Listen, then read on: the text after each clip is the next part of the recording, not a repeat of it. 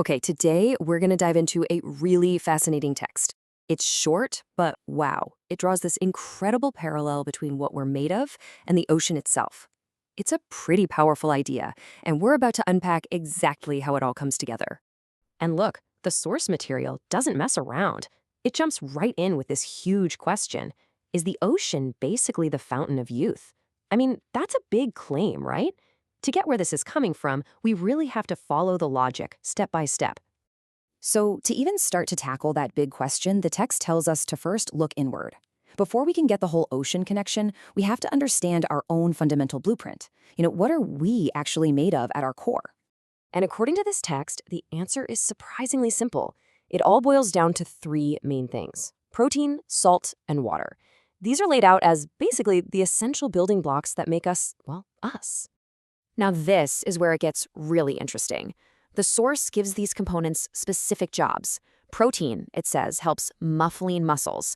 Now, that's not exactly a standard biology term, but it seems to point to protein's role in building and running our muscles. And check out salt. It's doing double duty. It doesn't just preserve and relax our muscles, it's also the key that helps amino acids get past the blood-brain barrier. So the point is, these aren't just things floating around in our bodies. They're actively making life happen. All right, so we've got a handle on our own internal makeup. Now the source makes a pivot. It asks us to look outward, to the ocean, to find what he calls a surprising echo of ourselves. And here it is, the exact quote from the text. The phrasing is a little unique, right? Protein antibody, which you kind of have to figure just means antibody. But this one little sentence holds the key to the entire argument. It's completely reframing what the ocean is. So let's just break that down. The source is making a really clear statement here. The ocean isn't just salt water. It's a body of salt water that also contains protein. All of a sudden, the ocean's ingredient list is starting to sound really, really familiar. And boom, here's where it all clicks into place. You see it side by side, and it's so clear.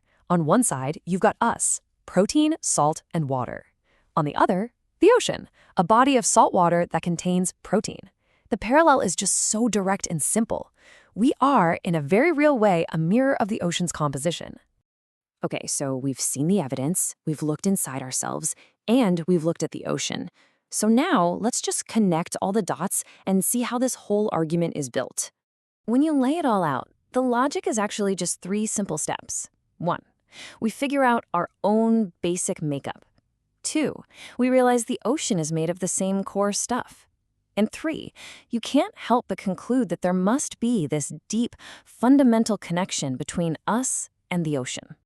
So, after following this whole path and understanding this shared blueprint, we've come full circle. We now have all the context we need to really appreciate that huge question from the very beginning. And so, here we are again, but looking at this question with a totally new perspective.